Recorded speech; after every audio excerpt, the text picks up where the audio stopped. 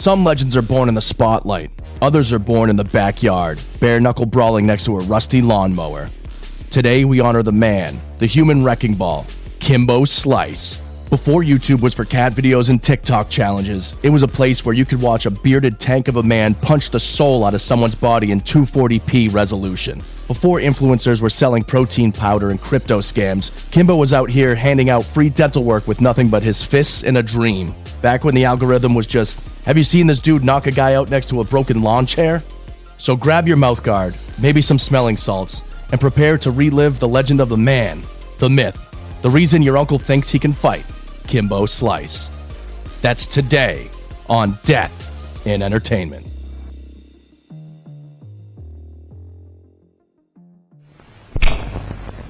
Live from Los Angeles. 911, what is your emergency? Here in Hollywood now. 2 counts of murder, Injury and death. Oh my God! Shocking new details. that has stunned the entertainment world. This makes me a little nervous. The hair stood up on my arms. Just like in the movies. What do you call this thing anyway? Death In entertainment. Greetings, Deado Universe.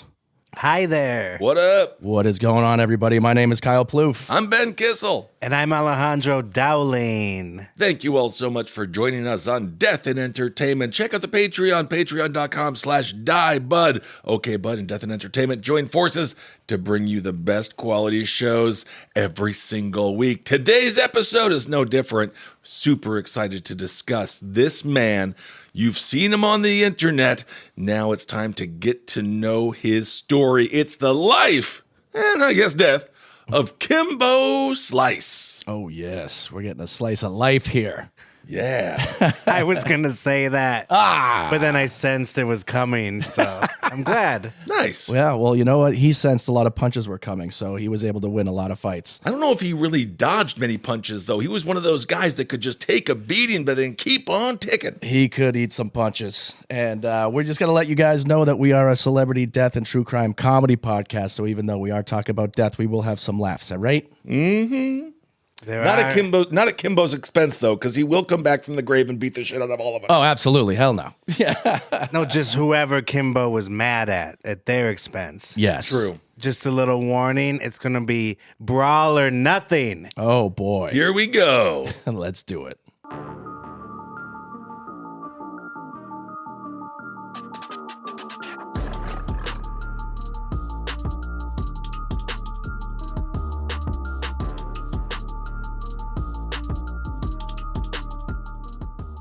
Okay, so Kimbo Slice. That is not his given name. Oh, he wasn't born Kimbo Slice? He was not born Mr. Slice. He was not named after the orange soda. Oh, damn. He was born Kevin Ferguson in Nassau, Bahamas. I didn't even know people were born in the Bahamas. What do you mean? You just think they hatch out of eggs? Yeah, I thought it was just people that go on vacation there. I don't know anyone actually lived there. I will say Kevin Ferguson, yeah, not the name I expected. No. That is a name of a nerd at MIT, not a backyard fighter in Miami. That's true. Yeah, you don't see Ferguson in UFC usually. No. Not usually. He was born February 8th, 1974. And not much is known about their time in the Bahamas, but what I do know is that he moved to the slums of South Miami as a child. And he was raised, he had a brother, Devon, and sister, Renea. And they were raised by their mother, Rosemary Clark. Okay. So the dad was not around. All right. Another one of those. I know. That ain't right. It's hard to be a child without a father. Yes. And all of those people, his immediate family, nicknamed Kevin Kimbo from an early age. Okay. I mean, I guess Kevin, Kimbo, it works out. Maybe he likes to eat bimbo, the white bread. Yeah. Kimbo. Kevin the Bimbo. Kimbo. And things... They did not go as well as they would have hoped moving to a new town. Because when you go to a new place, you're like, oh, it's a new start. This is going to be great. But being the new kid sucks. I've been the new kid many times. Because you can go one of either two ways. You're either the mysterious new kid that people like if you have some charm. Right.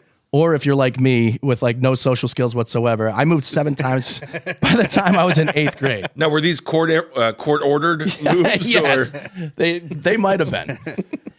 7 times by the time I was in 8th grade. It was absolute hell. I got the shit kicked out of me wherever I went. So, because you always have to like fight the toughest kid. Oh, it's prison rules. Yeah. Middle school and prisons, there's a Venn diagram of as soon as you show up, you got to fight. Yeah. Unless they deemed you cool Right. upon arrival. Like you're either James Dean or you're Ferguson from Clarissa Explains It All. Right. Or Kevin Ferguson. That's what I thought of when you said that. For some reason, that red-haired brother. I love it. So he did have to fight, and you don't like at this point you don't have a second to like really become socialized. You don't even know who you are. You're just in survival mode constantly. Right. So- and this is Miami in the 80s, and he's Yeah. growing up in sort of a poorer area. I'm sure there was a lot of violence, a lot of gang activity, things like that. Yeah. People mess with him all the time because at the time he was still just Kevin with shitty clothes and he talked weird because he was from the Bahamas. He avoided confrontation as long as he could and got into a couple little scraps. But at 13 years old, he saw an older guy who was 26 years old beating the shit out of his friend. And it really sucks to be this guy because you have just unlocked something in someone who became a professional fighter. Right. And because he saw his friend getting beat up, that dude caught a legendary beating. 26 years old getting beat up by a 13-year-old. Dude, that's embarrassing. Yes. You got him doubled up by age. You can't go back and tell your friends what happened. No, You better really- make up a story like you got hit by a bus or something. I was going to say, you got to get a bus ticket to a new state. Like, you're out of town. Or And then this 13-year-old boy came and he wouldn't stop punching me in the face and I didn't know what to do. Hey, man. Or is there a chance that he let him win for fear of getting arrested? No. Or- I don't think that they were thinking like that. No. This dude caught a legendary beating, and it was Kimbo's first ass whooping that he ever dished out. And I love it. He was defending his friend. Yes. That's what we're supposed to do. You're supposed to defend your friends. Yeah. And the guy thanked Kimbo, but Kimbo should have been thanking that guy for getting the shit kicked out of him because it allowed him to become who he would be. So the guy was getting his ass kicked and is like, thank you, Kimbo. Yeah. Thank you very much. I would have been like, no, thank you. Now I'm an animal. So let's fucking go. Let's do it, Kimbo. It's his origin story. That's like when Michelangelo found the paintbrush. Yes, exactly. Yeah. And realized he likes painting guys' nuts and whatnot. I thought you were going to say that. I thought you were going to say pizza and you were going to reference TMNT, but you're talking about the painter. Yep, the naked guys. No, my references span centuries. So Just a little bit more hair on the left testicle. I think we'll be, very nice. A little bigger. There we go. God's going to love this. So people started to learn that Kimbo was not the guy to mess with. Not only was he standing up for himself and defending his friends, he also started to turn that aggression into success in the athletic world. He attended Miami Palmetto High School, where he was the star middle linebacker. Oh, wow. I could see that. Yeah, Yeah. nothing gets past him. Right. So if we know anything from guys like Brian Urlacher or Ray Lewis, the middle linebacker is generally the biggest, toughest player on the field. They're the brains of the defense. Yes. They're they're QB of the other side of the ball. Yes, not only are they complete brawn, but they got the brains. Yeah. He ends up graduating Palmetto High in 1992 and receives a sports scholarship to the U, which is the University of Miami, the Miami Hurricanes. What year is that? 92. So this is peak you. Yeah. This is the documentaries made about the early 90s University of Miami, right? Yes, and this is a big part of the story because in 1992, before he even gets to campus, Hurricane Andrew makes landfall in South Florida. So Hurricane Andrew was a Category 5 storm. It hit South Florida on August 24th, 1992. School season starts in September. So it caused so much damage. It became the most expensive hurricane in U.S. history at the time, with damages estimated at $26 billion. Damn. I remember that from when I was a kid, Hurricane Andrew. Yeah. Yeah. I remember like Bob was like the winter storm. Andrew was the summer one. Bob? Hurricane Bob? I forgot. Hurricane Bob. Yeah. Mama's got a new man. Hurricane Bob's coming over. Yeah, he's not as cool as Hurricane Dad, but I guess Hurricane Bob is all right. He's got a cool truck, brings us to Disney World. Yeah, Bob didn't catch on as much as Andrew. Yeah. Well, in Massachusetts, it dropped like 3 feet of snow on us. And Does it smell like farts around here? Yeah, it's Hurricane Bob. Bob. So it made landfall as a Category 5 hurricane with winds reaching 165 miles an hour. Yeah. It destroyed or damaged over 25,000 homes. I think some people perished. It killed 65 people. Wow. And like I said, it was $26 billion in damages, which wasn't surpassed until Hurricane Katrina in 2005. So when the dust clears, his house, his high school, and parts of his campus were destroyed by Hurricane Andrew, forcing him to live in his 1987 Nissan Pathfinder. After the damage, the school tightened up budgets and scholarships, which one of his ended up being no more. They rescinded his scholarship? Yeah, so his Because of college... Hurricane Andrew? His college... Yeah, they're like, it blew away. Yeah, it's gone. Sorry. Yeah, it's over there somewhere. If you can find it and bring it back, kind of like Lord of the Rings, you can come here. But Yeah, and how meaningful the name of his vehicle. Pathfinder. oh, indeed, that's what he was searching for. But how do houses flip over in this tiny little Pathfinder? But maybe he was in it, and that's why it wasn't moving, because he was a big, Even big the man. storm, even the storm was afraid of Kimbo. Yeah, exactly. But his college career ended before it even started. He ended up scoring a tryout with the Miami Dolphins, but unfortunately they were not interested. Could you imagine turning down Kimbo Slice Yeah. to be on your defense? Come on. Right? Even just the motivation, because he was a motivator in many ways when he would speak. Right. You want that guy in your locker room. Absolutely. And he's a good teammate. I mean, he was sticking up for his friend. He's beating the shit out of grown adults. Yeah. I do wish the NFL would have a little bit of like what the NHL does, where there's just a person that fights. Yeah. You just call them into the game, and then there's guaranteed a brawl, and then they leave, and they all have CTE, and they're all depressed and commit suicide. But for that it's great moment, television. it's really fun. As a fan, it's really fun to watch. I think with the NFL, there's already enough banging heads going on. Yeah. That if you added actual street fighting, There's more broken hands off the helmets and all that. there'd be a lot of Aaron Hernandez's. Whoa. Oh yeah, Hernandi. can't have too many more of those. So now he needs to look for work because, his college dreams are gone. They're in the taillights. Yeah. So he goes to the local McDonald's and applies. Kind of something like that. He landed a bouncing job with a strip club because he was just a giant human of a man. That makes sense. That checks out. Yeah. At this time, he was huge. He was naturally gifted as an athlete, but he was also enhancing his natural gifts with anabolic steroids. Also, I got to say, I don't really go to the. As you know, my hoe days are done both being with and being one. Yes. Okay.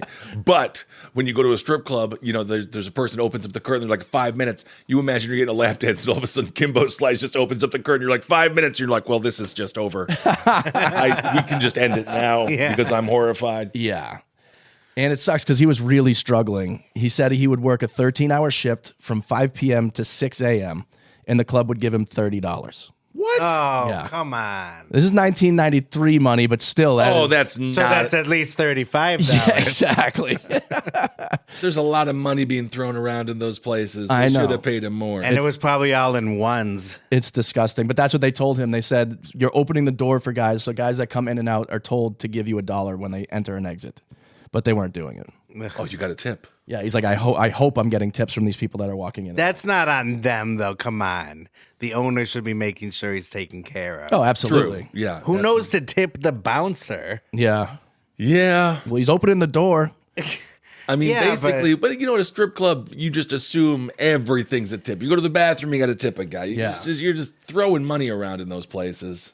One day, his old high school buddy, this guy Mike Imber, comes in and is like, holy shit, Big Ferg, because that's what they called him. Oh, now that's cool. Big Ferg. Wait, we haven't heard that one. Yeah, It was Kimbo, K-Dog. Yeah, No. so his family called him Kimbo, but everybody at school called him Big Ferg. Big Ferg is amazing. Kimbo Big Ferg Slice. So it had been so long. He's like, it's great to see you. And he's like, what have you been up to? He's like, I'm just working here, but I'm looking for more. And he goes, hey, I just started this company that needs a bodyguard and a valet driver. The name of my business is called Reality Kings. It had Wait, just started. the Reality Kings? The Reality Kings. The Reality Kings that I have no idea what that is because it's disgusting, naughty because it's naughty. Yes. If you've ever been on Pornhub.com, you have seen the moniker Reality Kings. I'm starting to think it's not really reality though. And they're not really kings. No. So he's got this smut company that needs a driver. And so Kimbo's driving porn stars around in his busted 1987 Pathfinder with missing windows and his sweat on every seat. That's the business, baby. Do you think he opens with "This survived Hurricane Andrew"? He should, Yeah, they call me Big Ferg. One night after work, Mike actually saw Kimbo sleeping in his car and is like, "What are you doing?" And he was just like, "Ah, shit, like I got caught. This is where I live." Oh, man. And so it broke his heart. And he was like, "Dude, I'm just starting this company. I don't have a lot of money, but I could have figured something out for you." Because it was like months that he had no idea that he was living out of his car. Wow. But he said that Kimbo was too proud and didn't want anyone to worry about him. So that's when Mike was like, "We got to find a way to make you some quick money." Yeah. And he's racking his brain for a while. He's like, "I'll give you a call." I mean, what about porn? I mean, but if you're using steroids, you might be lacking in the area. Oh, you're saying that Kimbo Slice is a small penis? Not a small penis. It reduces the size of your balls and your penis a little bit, but it's more noticeable on the balls. Okay. But you also can't get hard as much anymore. So like when you're doing steroids, you need to be doing Viagra and shit too. Oh. Or he could just stick a little hot sauce up his ass. Hey, There we go. like Bob Odenkirk. Oh yeah, the old Montana two-step. Hey, Here we go. Whoa. Just when I thought they put the ass in Tabasco. so he gives him a call and he goes, "Can you still fight?" And Kimbo goes, "Yeah." And he goes, "You want to fight a guy on camera today for $1,500? Woo! And he Like, go- just to clarify, that's fight, not fuck. Right? Yes, yeah. The fucking's after. He goes, "If you win, it's $3,000." And he goes, "Today, fuck yeah, let's go." So the same day, Kimbo is fighting this guy, Big D, who this dude was like running through people in the South, just whooping their asses on camera, destroying them. So also a good porn name, by the way. Big D? And an attribute. Yeah. So at this point, the internet, YouTube, it's still in its infancy to some degree, but they were starting to show these fights. Yes. And there was an underground already that Kimbo got plugged into. Yes.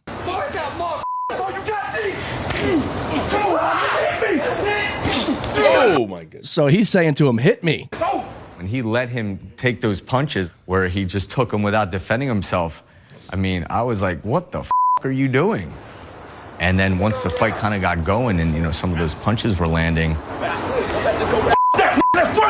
Big D kept telling him to stop or hold up. I'm like, f*** this. You want him to stop? That's cool. We'll go the other way. Because it wasn't about beating him up. It was about just winning whatever was at stake. Come on, finish it, Bird. Come on, finish that. Stop playing. Finish that. Finish it. What's up? Chill, dog. I'm slipping off. Oh, When you put your hands up and go, "Chill, dog." that's it. You're done, dude. You're thrown in the towel. Okay, what are we fighting here? Yeah. Come on. Chill, dog. I'm slipping off, dog. After a certain point, I think Big D had enough, you know, when his eye was into his face. And that's where half of his name came from. I guess Slice was one way to describe how his eye looked. He looked like Sloth Yeah. from the Goonies.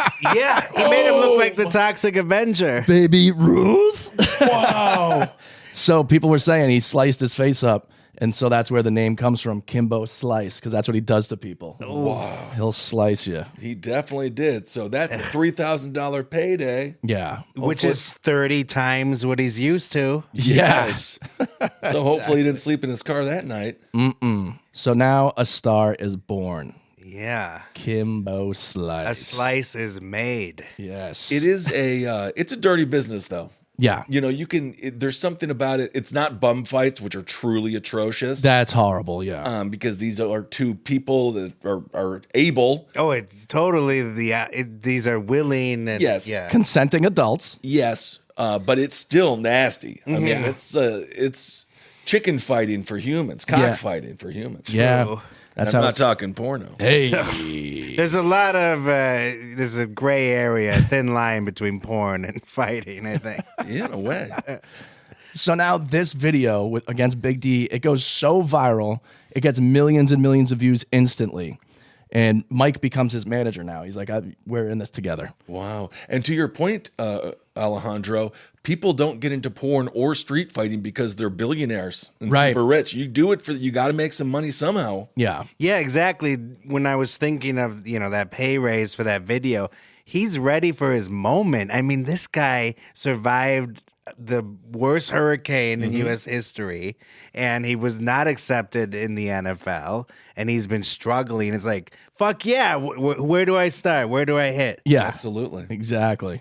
So Mike is getting all these calls with offers to fight Kimbo from, ranging from semi-professionals to just amateur guys that want to get their people just as famous as he is now. Just different personalities than me. Yeah. I just look at that guy's eyeball swelled out of his brain. Man. That guy would beat the shit out of me. Yeah. And then he got his ass kicked. Nah, I'm good. What's the guy's name? Kimbo Slice? I'm fine.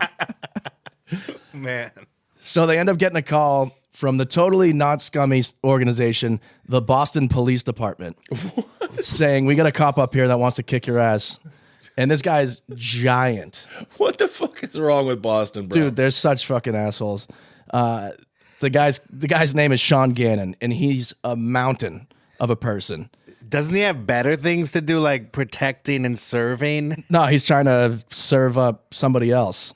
Yeah. Serve a slice. Yeah. This is going to really take a lot of time away from my corruption that I really like to do here with the Boston Police Department. My planting of evidence. Yeah. So he's trying to plant a couple punches on this guy. But street fighting rules are very clear. This is a fight. No submission holds, no chokes. You're just swinging until someone or both of us go down. So there is no hoist Gracie. No. There's no he's using Muay Thai. This is just a brawl. This is just a brawl. There's no stay away from the face and the head. No, you're punching each other almost exclusively in the face. I mean, I thought street basketball was rough.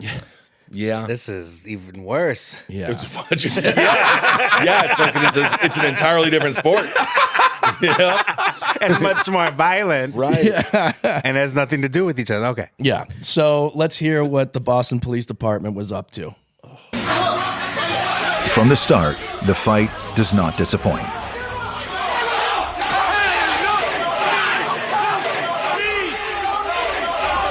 Gannon pulls out a martial arts move called the guillotine choke. Sounds comfortable. In street fights, chokeholds are banned. Oh, they are. Kimbo exhausts himself, fighting his way out of several holds. It was a moment where you saw that he wasn't invincible, that he was indeed human.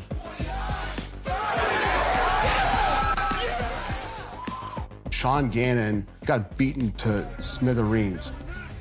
His It face requires several days in the hospital to recover. But Sean Gannon won. The internet doesn't care. That's such bullshit, dude. He was choking him out, and he fought his way out of like 5 different chokeholds and beat the hell out of the guy. But the Boston police were like, "No, we won."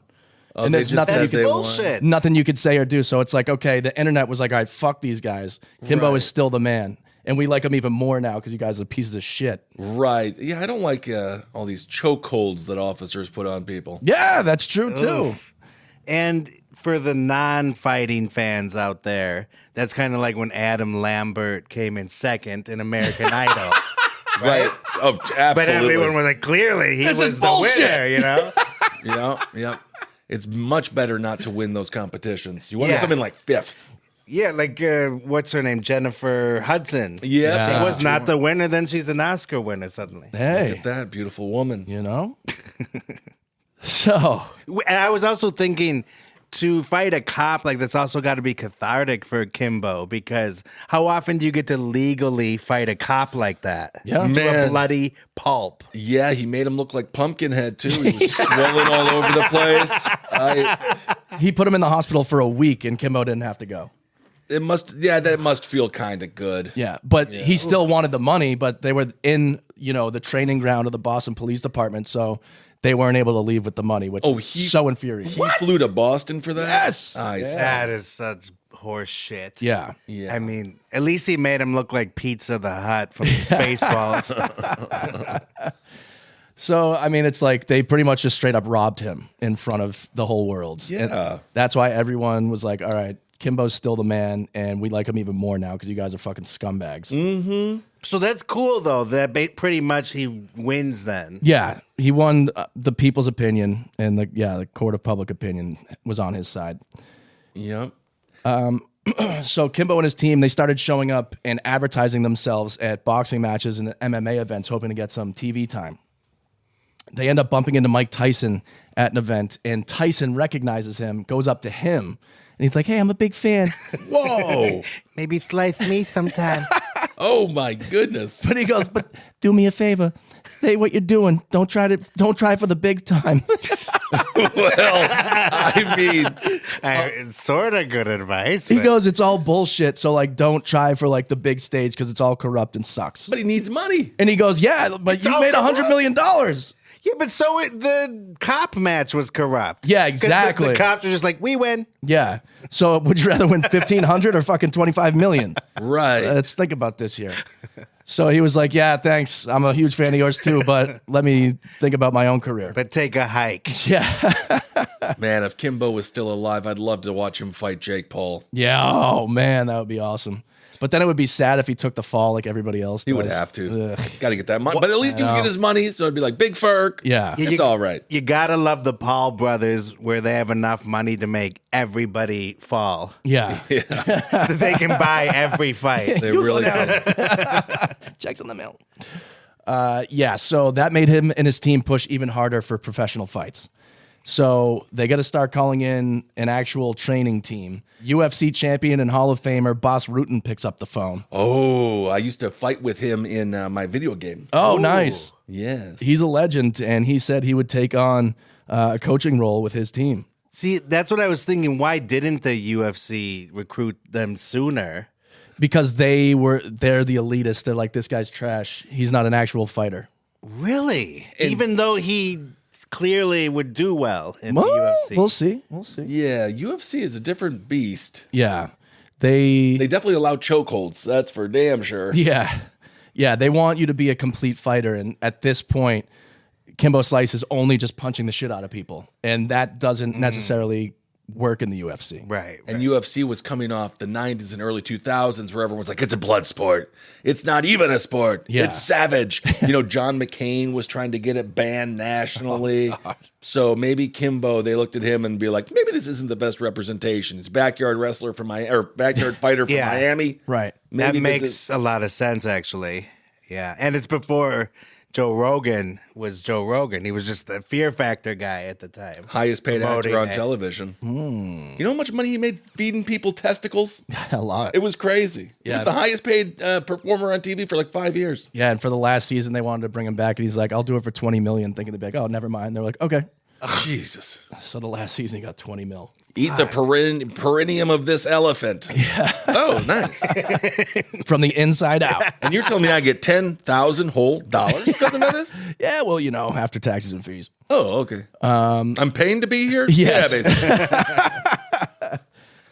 They said Bas Rutten took a look at him. They went through a whole training regimen, and he was like, "You already do have good footwork for someone with no training," but they needed to teach him how to kick as well as do other punches because he didn't even do a straight punch. It was always like these roundhouses that would just crush people. Yeah, I learned most of my footwork avoiding big old puddles of semen because I used to be a bouncer at a strip club, and you step on cum for the start of the night, one time, you're going to smell like fish the whole evening. It ruins the entire shoe.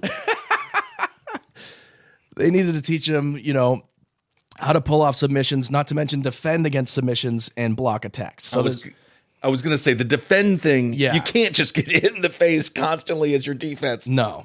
But he could take a hit good. no other. Yeah, he was begging for it. He put his hands completely down, being like, "Hit me," against the toughest guy in the backyard brawling arena at the time. It's so crazy. In some ways, isn't that the greatest asset you have as a fighter?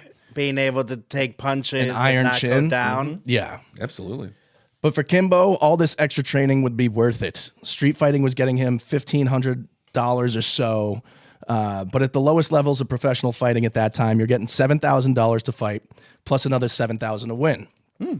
So financially, it's a step up. Yeah, that's not It's not bad. No. Even though he does have to pay Boss Rutan and other people in the thing, he's still going to make a little bit more money. Mm-hmm. And his cash is not covered in cum. Like Yeah. the strip club. Or blood. Yeah, very nice. Wow. Well, blood, that's fine. Fluidless cash. Oh. Gotta love it. What do I do with this? Put a deposit on something? On it. So at no point was this in a labia, huh? So he's also being protected by the training, the combat rules, and just an overall healthier lifestyle. Because obviously, you're not fighting in backyards, drinking beers or doing steroids or whatever the fuck you're doing. Yes.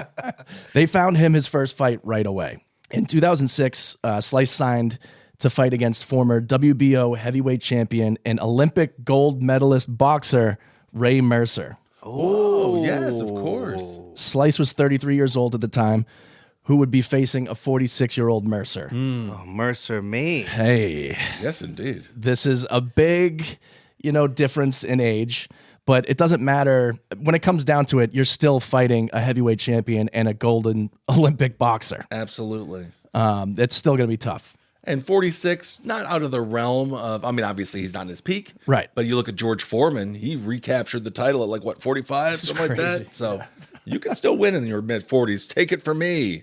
I'm 43. Yes. So the match is scheduled as an exhibition, which just means it doesn't count toward your professional record. Like I said, at the time, Kimbo was training at the Boss Rutan School based in Thousand Oaks, California. So he had to move from Florida to California out here. And Slice and Mercer fought at Cage Fury Fighting Championships 5. Whoa. In Atlantic City on June 23rd, 2007.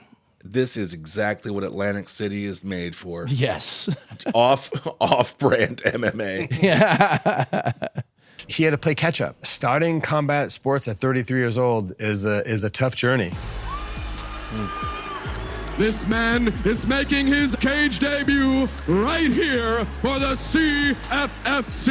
In Kimbo's first pro fight against former boxing heavyweight champ Ray Mercer, Kimbo is said to earn $50,000 to fight, with a $25,000 bonus to win. Unprecedented amounts for a rookie fighter. It's a sign of Kimbo's internet popularity. You'd be lucky as just a general pro fighter to make $1,000. As a UFC fighter during that time, $7,000 to fight, $7,000 to win. But I knew what his worth was. Lots of MMA fans don't share that opinion. People wanted to say he's not really even a good fighter. So they did not expect him to even win this fight against someone who was a boxer and not an actual MMA fighter as well. But he went in and wipes the floor with him in the first round. That octagon ring was really tiny, too. Yeah. They couldn't, there's not a lot of room to move in there. So you're in there with him. Wow.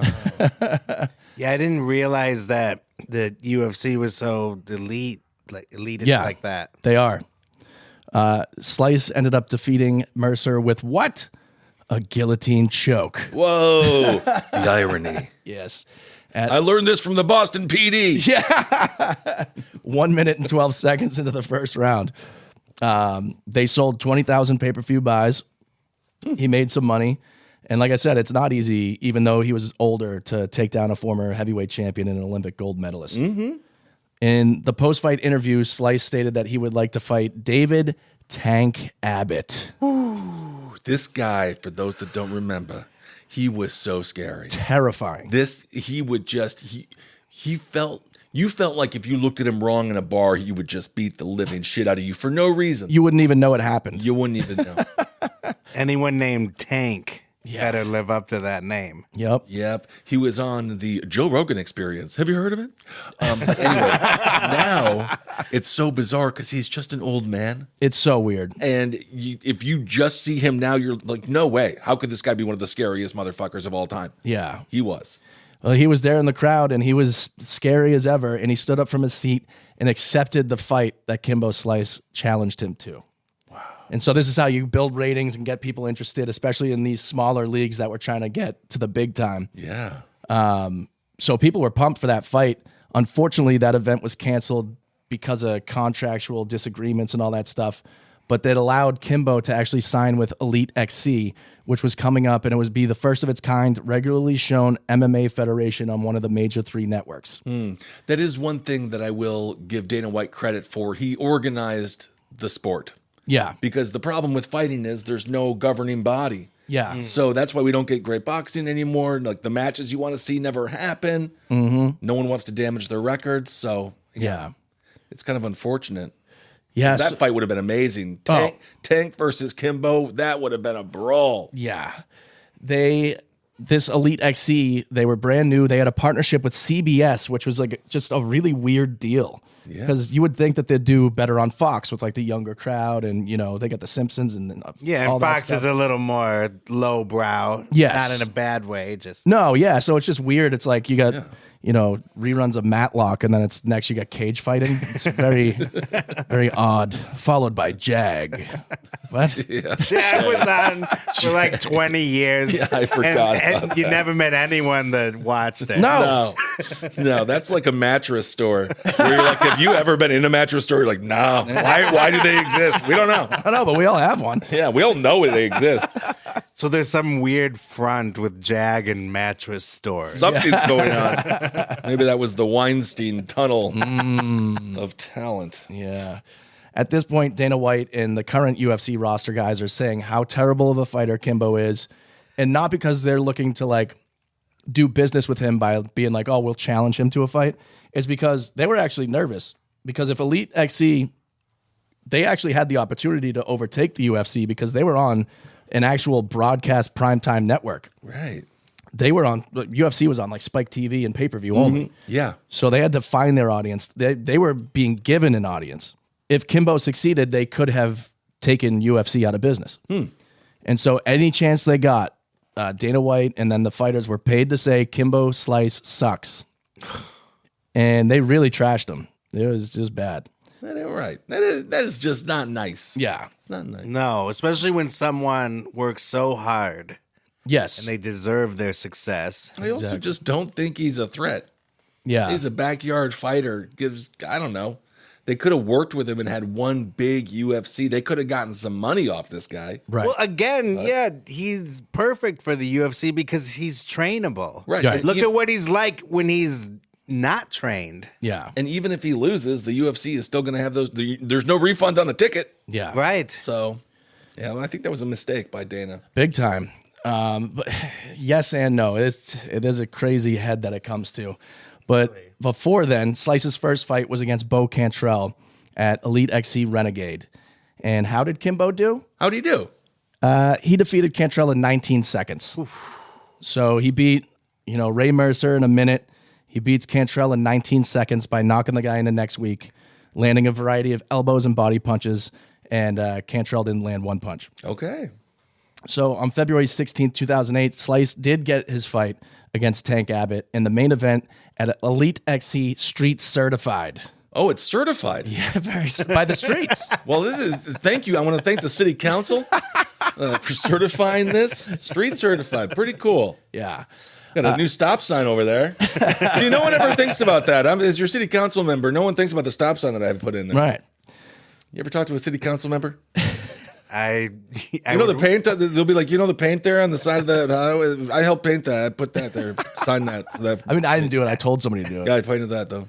I'd imagine it'd be riveting. That's to talk to so interesting. A councilman. Yeah, you can't park on this side of the road on Thursdays. I did that. I mean, that was legislation I passed. So Kimbo beat Tank Abbott in 43 seconds. Whoa! One of the scariest people ever, and Kimbo just wiped the floor with him. No shit. Done. Pro record 2-0. Not bad. People also noticed that he was slimmer because at the fight, his weight was announced at an all-time low of 234 pounds. That is very svelte. Very. For him. Is that good or bad? It could be good, it could be bad, but it lets you know he's a little bit more fit. Okay. Because during his street fighting days, he was over 280 pounds. And that's all, anabolic steroids related. And I wonder if you have a little more meat on you, if it's easier to take the punches. They say no. No? Apparently, you're supposed to have the thing called muscle. Yeah. So blubber does not block the pain. What the fuck? I mean, that's what it's bullshit. What are we doing over here? Yeah. So I've gained this weight for no reason? Buddy, you and me both. I wanted to take a punch, but I'm going to die like Houdini. Yeah. On May 31st, 2008, Slice fought in the main event of the first ever mixed martial arts event shown on primetime network television. Elite XC primetime against James Thompson. And James Thompson was huge, just giant guy. During this fight, people were seeing Kimbo as a human being instead of a one-man wrecking machine because this dude, James Thompson, was working on him. He was so well-conditioned, something that Kimbo never was. And that's a crappy thing about being like such an insanely tough guy that has like supreme knockout power is that you never actually have to push yourself into getting good cardio conditioning because you're wrecking people in just a few seconds. And then when you hit them with a knockout punch and they don't get knocked out, that's got to be crazy. You're like, oh, wait, what? Now, did you know you were supposed to fall down? Yeah. Once you run into someone with an iron jaw, it's going to make life hell for you. So Thompson had wiped the floor with him for the first 2 rounds. And that actually goes for porn, too. Once you meet someone with an iron jaw, it's going to be a rough day. Ouch. Can you just lay off it a little? But his coaches, they look over and they see that Thompson has the world's biggest cauliflower ear. And they're like, just punch that. They're like, don't let up on it. Just punch the shit out of that cauliflower ear. Dang. You ever see Resident Evil 4? Yeah, treat it like one of those. Yeah. So that's exactly what Kimbo does. The 3rd round starts. It's the final round. And just a matter of seconds into the 3rd round, Kimbo punches the shit out of that ear so hard it pops like a zit. If you want to, just Google cauliflower ear busted or whatever. Yeah. Oh, it's something gross. Everyone, from the photographers to the judges to the spectators, all got covered in blood and pus from that explosion. Wow. This is what we paid the money. This is what we paid the big bucks for. Yep. Well, don't people like watching pimples being popped? Oh, I do, yeah. Yeah, so this sort of mixes genres here. That's true. You think it's an ASMR thing? Yeah. So this was someone taking a sip of their beer, not knowing a bunch of pus just went in it. This natty light tastes somehow better. Yeah. Is it weird? Kimbo should have slurped it up afterwards just to be even more animalistic. He should have gotten a contract with the soda company. For sure. Soda pop. Yeah, exactly. Nice. Is Slice still around? No. I don't know. It's not, I don't think. It's not? I don't think so. Yeah. Check. I'll do some research, guys. Don't worry about it. I'm on it. We need to know. Fanta's, I think up there now with the premier orange soda. Yeah. And Sunkissed, I think. I don't know. Well, kiss this. Hey, that's what Kimbo told him. So he followed it up with 3 unanswered punches to the standing Thompson, which led the referee to stop the fight in a very controversial win for Kimbo Slice. Wow. And Slice Soda is still around. Whoa! Hey. So now he's undefeated, 3 wins. Controversial what? Because it was so messy? Because he was getting his ass kicked. Because he was getting destroyed, and then he was just like, I'm going to pop your ear, and then it bleeds everywhere. They can't stop the bleeding, so they call the fight. Yeah, what are you going to do? It's the last man standing. Yeah.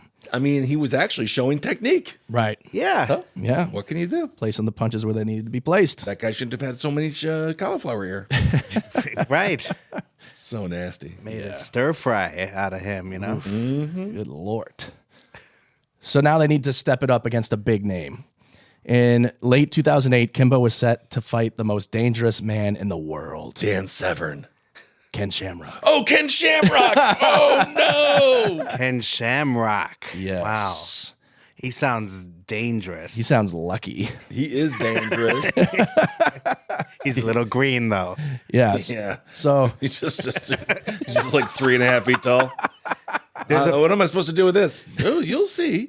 There was a porn star with a similar name, by the way. What, Shamcock? Yeah. Yes, indeed. So let's hear what Dana White thinks about this bout. Kimbo versus Shamrock. You're one of the first people I thought of when that fight was put together because I could just imagine how, if you were a fly on the wall. What are your thoughts on that bout? Ken is way past his prime. It gets to the point where it's dangerous for that guy to still be fighting. That being said, he still might beat Kimbo. Kimbo sucks. Oh, thank you very much for your time, Dana. Pleasure. You suck. Dana, come on, bro. He would not let up. Let up on it. He can be a real prick. But is that a bit of wrestling, so to speak? A better little performance. I would assume so, because at this point, Dana White, he just kind of got in control of the UFC. He sees everything as competition. Yeah. So I would assume it's kind of kayfabe-ish. Yeah. But also, you take that seriously because that's the boss. But also interesting because you two started off the podcast saying you wouldn't want to insult Kimbo to his face. No. But look at Dana. He doesn't care. Well, he's not doing it to his face. Yeah. Okay. All right. Did He's they also- meet?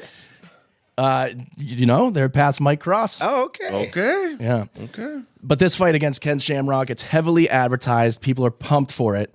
They do interviews talking smack back and forth, and it even gets all the way to the day before the fight to do a weigh-in. Hoity-toity, I'm going to be Take your best shots there, you pussy boy. This is professional radio. Yeah. So when they're supposed to square up for the pictures, where they put their dukes up and everybody gets the pictures before the big day of the fight, Kimbo actually turned his back to Ken Shamrock. Ooh. And Shamrock shoves him, and the two start to tangle up, but then the entourages get involved, and the entourages are fighting each other. I love that. And it's, classic. But Kimbo was doing it for the cameras to get some attention. Shamrock was for real because he found out just before that weigh-in that he was getting paid way less compared to Kimbo. Oh. Some asshole let it slip, and there was a pretty vast difference.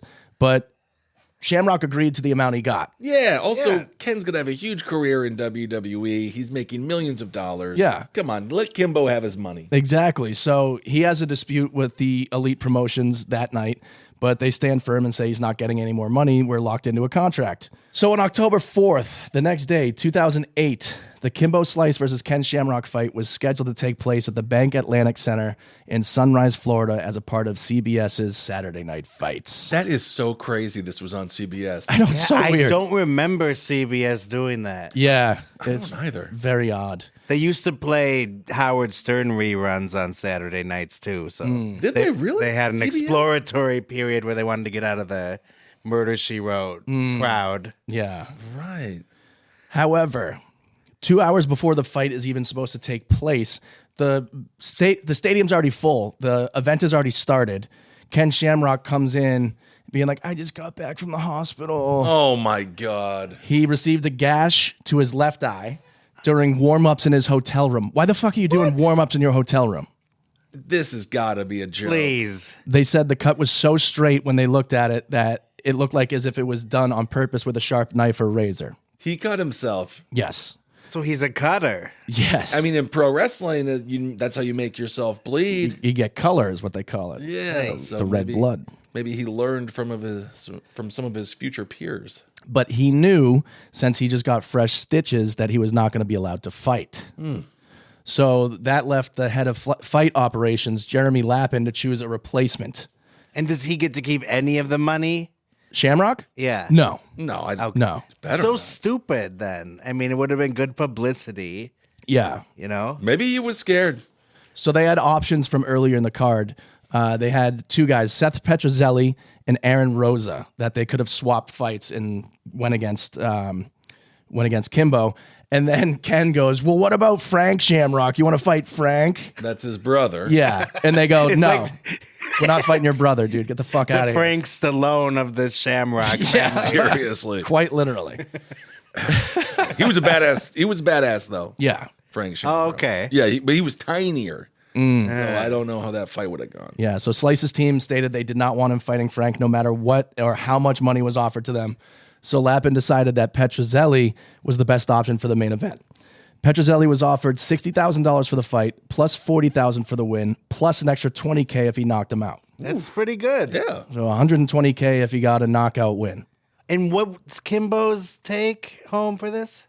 He was originally scheduled to make like $200,000, but because of the delays and the controversy surrounding this, they had to find a replacement. They agreed to give him $500,000. Okay. Very nice. It's his biggest payout to date and for the rest of his career. Win or lose, right? Yes, 500 guaranteed. 500. I'll go get knocked out for $500K. Seriously, I take the 1,500 right now.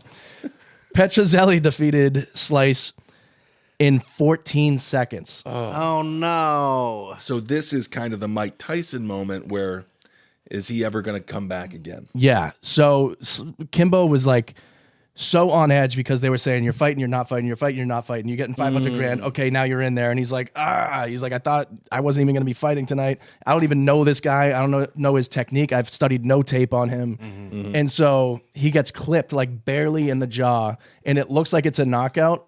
But his son went on and talked about this in depth. His front knee just kind of collapses and he goes straight to the ground, but it's because his tendons in his knee snapped at that point. So he really didn't get knocked out. He had to get knee surgery, which no one even knew about. They tried to keep it silent so that they didn't know that he was hurt. You said Kimbo's son? Yes. Okay. Yeah. So 14 seconds into the first round, he's knocked out. TKO. It was such an insane turn of events and so stunning that the promotions company was actually investigated for putting on a fixed fight. Wow. More like TK no. Yeah. Indeed.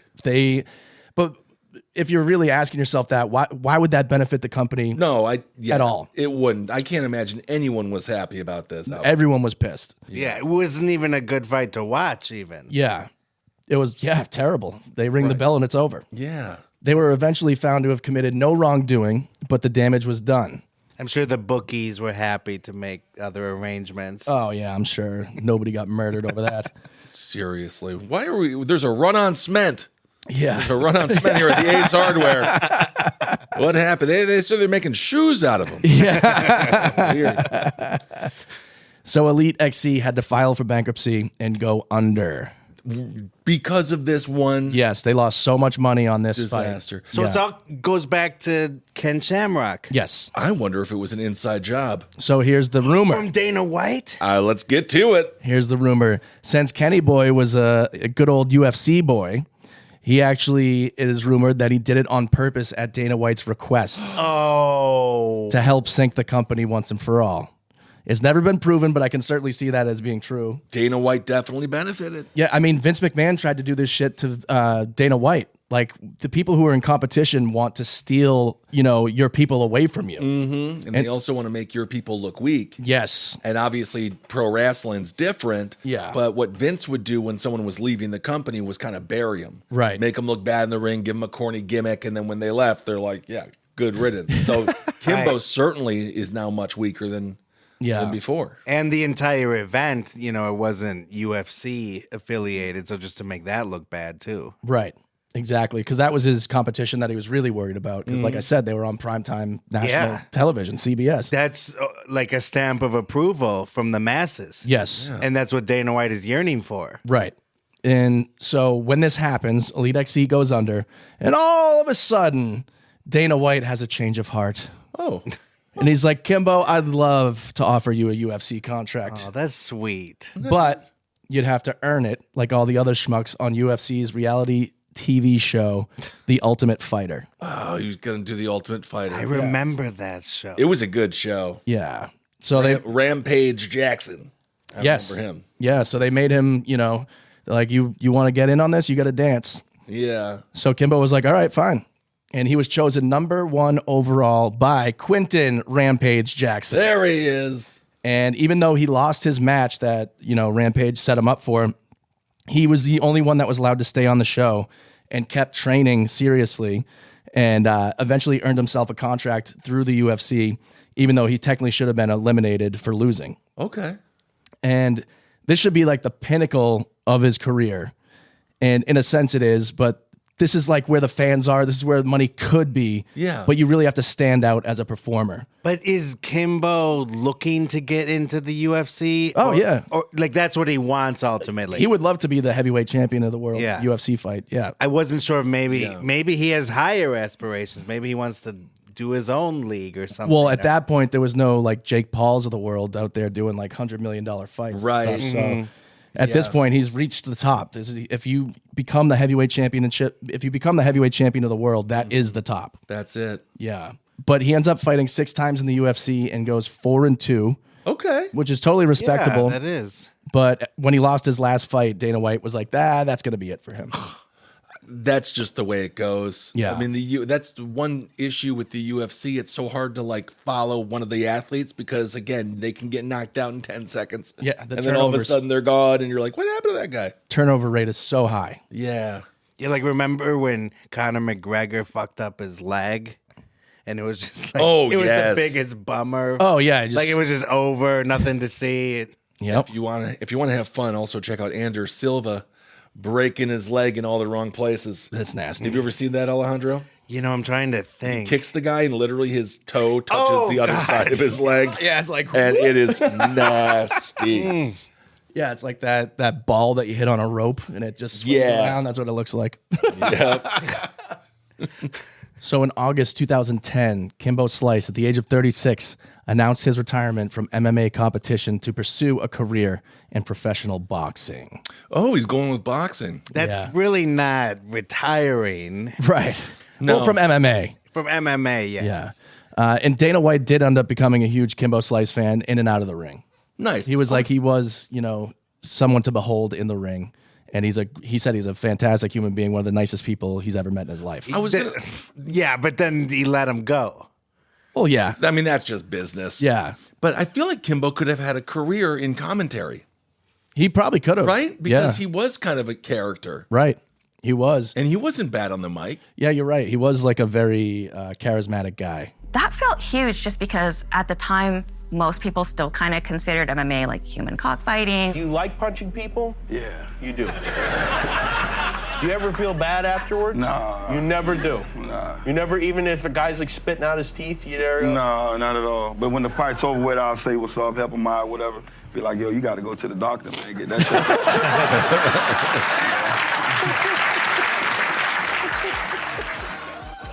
checked. Kimbo always had charisma.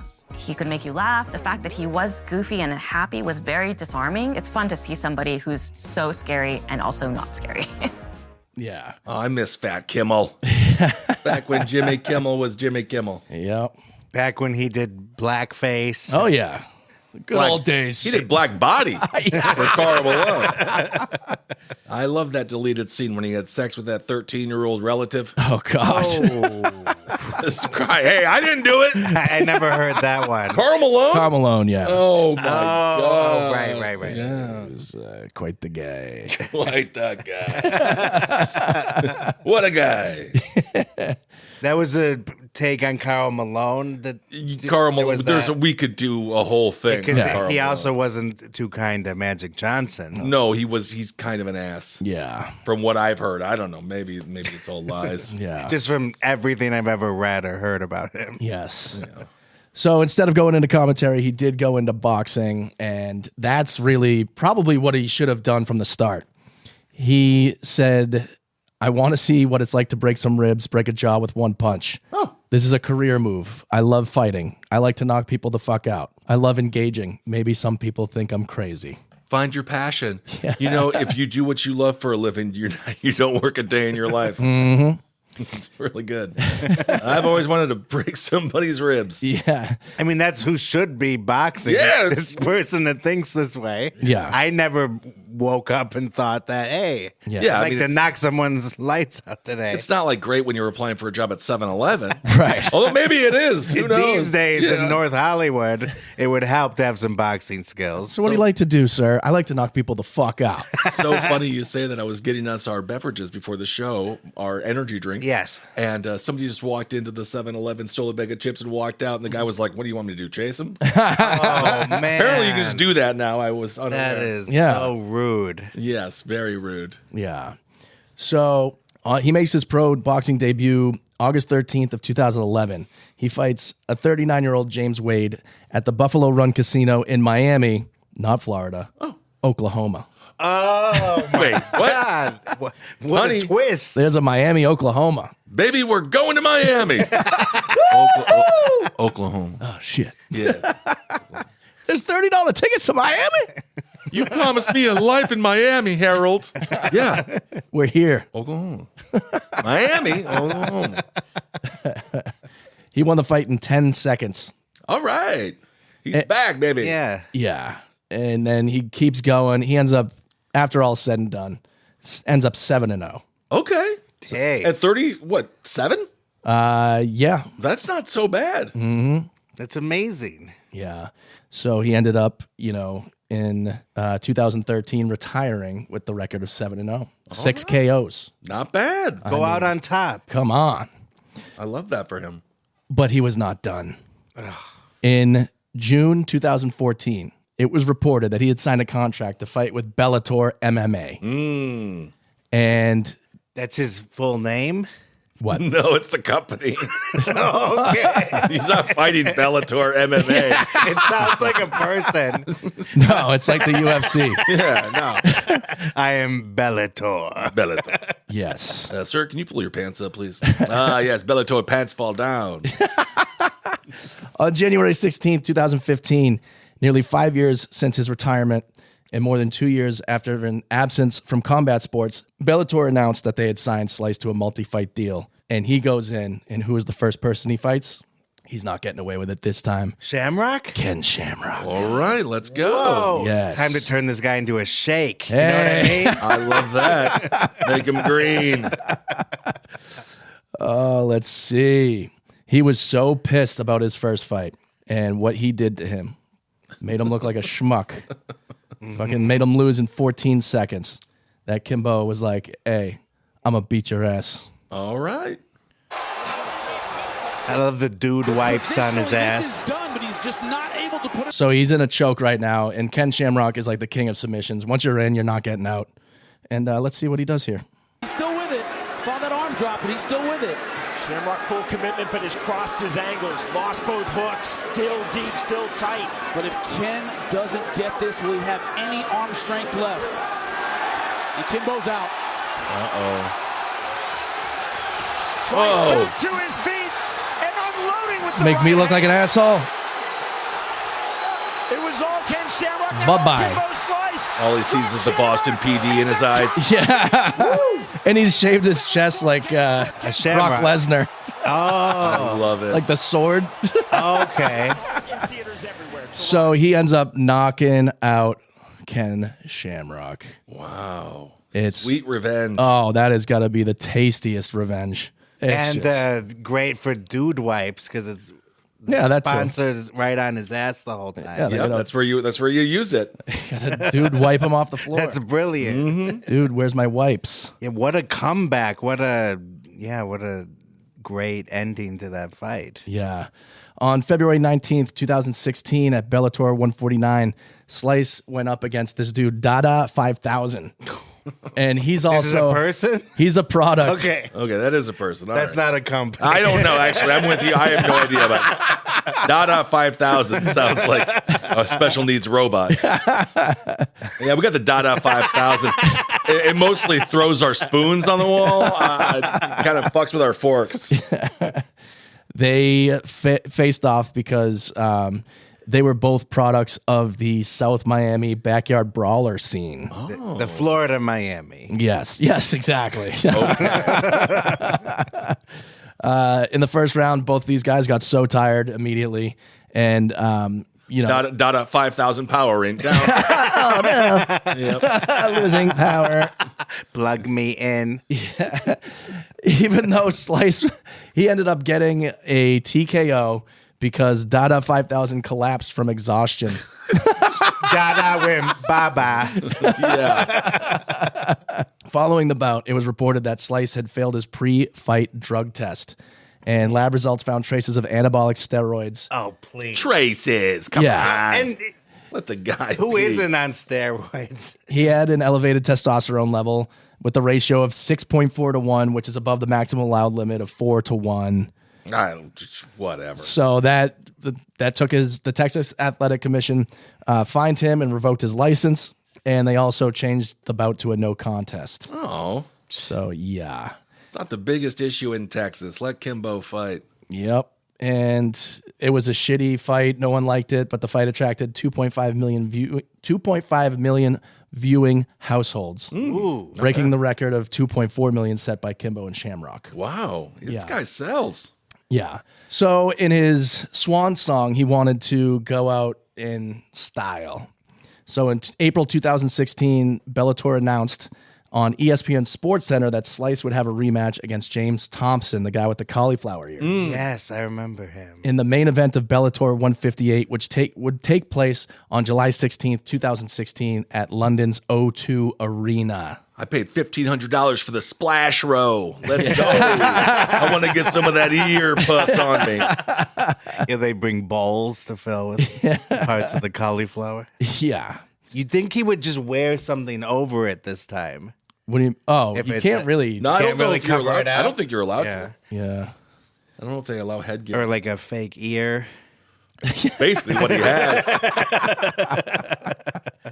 Do you think that Mike Tyson thought that Evander Holyfield's ear was made of cauliflower that night? And that's why he tried to take a big old chunk out of it. I'm a vegan. Oh, I God. was hungry. Can't even imagine biting into the puff pastry that is cauliflower ear. Ugh. I'm starving. Pop it in your mouth. Yeah.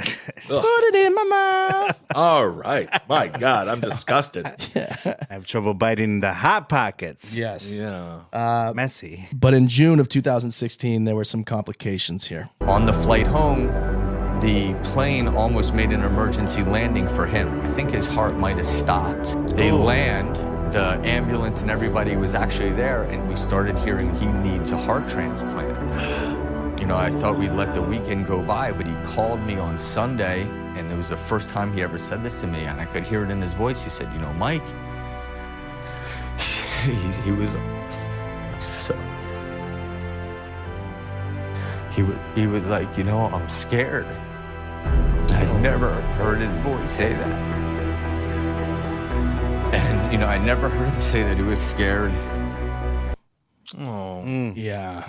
So he had a heart attack on the plane. Yes. And so they found a number of different things. He had heart damage. So when you take steroids for that long, steroids, they obviously make your muscles bigger, but they can't tell the difference between your heart muscles and your actual muscles. So your heart will get bigger and then it will start like collapsing in on itself. That's how a lot of wrestlers have died. A lot of athletes have died because your heart gets too big and starts not being able to do the work that it used to be able to do.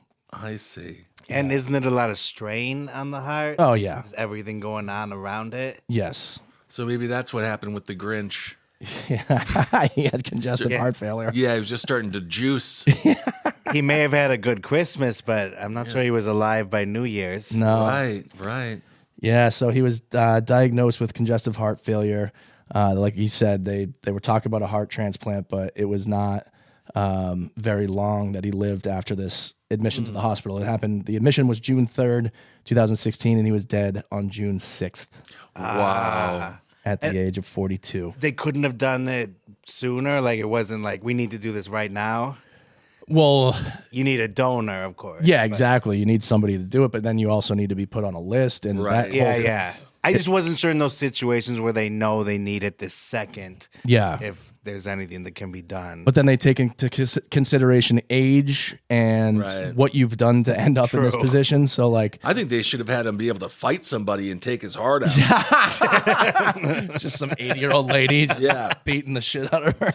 I don't know if he wants that hard. He needs a fresh one. It might be better than the one he had, though. Oh, that's true. Maybe.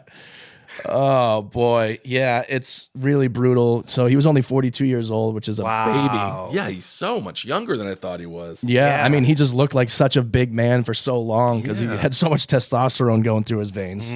An autopsy also revealed that he had a mass on his liver. So it is just... There was a lot going on. Yeah, exactly. Mm-hmm. It's a tough life. Not to mention, aside from the steroids, I can't imagine taking that many punches in your life is that great for you. Can't be that good. No. Can't be. Definitely not. But he seemed like he was with it for the most part because he wasn't taking a lot of punches. Like he was the one delivering. Well, that's what they say with UFC fighters as opposed to boxers because there are so many different ways to win and lose a fight. They don't have as much CTE. I'm sure it still exists, but yeah. The people who do slap fights. Oh my God. Yeah, That's another Dana White friggin' joint. I don't get that one. I'll never understand it. He loves it. I just fucking hate it. Kyle was showing me some best of clips the other day. And Yeah. it's shocking. It's a pretty one note. Yeah, It's those once guys. you see one, you're just like, I see. Then that happens again, and Yeah, those guys are going to get CTE before the UFC fighters. they have to already have it just to even want to do They're that. doing it for like $5,000. That's the prize. Yeah. It's trash. Just one time, it seems like it could give you a lot of damage. Yeah. Yeah. So the CEO of Bellator said, "We're all shocked and saddened by the devastating and untimely loss of Kimbo Slice, a beloved member of the Bellator family." Dada 5000 said that Kimbo showed the world that a guy from the backyard circuit can make it in professional sports and do the impossible. There, and that's coming from Dada 5000. Goddamn right. Goddamn right. You don't just throw compliments around. No, he doesn't. That's not a Roomba. That's my wife. Dada 5000 has spoken. So, I mean, that really is, That's it. you know, What a legacy. absolutely. R.I.P. That brings us to Final thoughts. I'm going to go with my final thought is R.I.P. Kimbo Slice. And yeah, he brought fighting to the next level. And I appreciate him for that because I like the UFC. Yeah. And talk about just someone who really probably had very little chance for success and he did it. Yeah. Mm-hmm. Yeah, this life, you don't choose this life. This life choose you. Mm-hmm. He's actually done the impossible, like going literally from backyard fights and becoming so famous that nobody could deny him after that is very impressive. And I think that is the lasting impact that he's going to have on me anyway, that, you can take it from the backyard and take it to the big time. Yep. and in multiple arenas. Mm-hmm. You know, UFC and boxing, street fighting. Mm-hmm. Yeah. And also, you said it chooses you. That's so true with him. Like, he was told, like, you'd be good at this. Yep. You know, he was scouted in a way. Right. And just, you know, and it's too knocked bad. it out of the park. He would only be 50-some years old. Jeez, yeah. He'd still be a baby.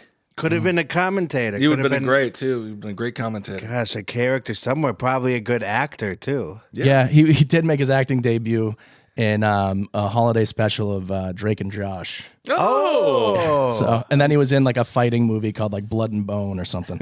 Well, that's what you want there. Yeah. Blood and bone. Yeah, and Drake and Josh. Both the bees. Yeah, I think something bad happened to those kids. I don't know. Nothing controversial about Nickelodeon or Drake and Josh. Yes. Not at all. Well, R.I.P. Kimbo Slice. Yes. And do you hear that? You've got mail. Oh. Hey, we got some mail in the mailbag. Yay! Yes. Kyla Sanders says, episode 158, hotel room 158. Yeah. What does it mean? Selena's last words were 158, and it ended up being the number of the episode, which is pretty crazy. It's like a sign. Yes. Absolutely. We got Dan. He says, my favorite new true crime podcast. Glad to hear Ben again. Missed you, bud. Oh. Yes, indeed. Yeah. And I wanted to give a shout out to Marcy in Tulsa because she did leave this a little bit ago and we haven't read it yet. She loved the David Lynch eps. Said, I'm enjoying listening to the show evolve into what it's going to be with the two of you and Ben, especially the David Lynch two-parter. It was good and I learned more about David, more than I ever knew. Touched my heart because I lost my wife, who was always a big fan, and I didn't really get it. Love you guys. Oh, wow. That is... Yes. That's powerful. David Lynch lives forever. Yes. So does Kimbo Slice. Yes. And we love you right back, Marcy. So thank you guys so much for listening. Another episode down. Yep. Thank you all so much for listening. We'll be back next week. And don't forget, check out OK Bud and the Patreon, patreon.com/diebud. You can watch the show and comment live. All right. Hail yourselves. And until next week, don't go dying on us. You have just heard a true Hollywood murder mystery. I have never seen anything like this before. The movies, Broadway, music, television, all of it. A place that manufactures nightmares. Okay, everybody, that's a wrap. Good night. Please drive home carefully and come back again soon.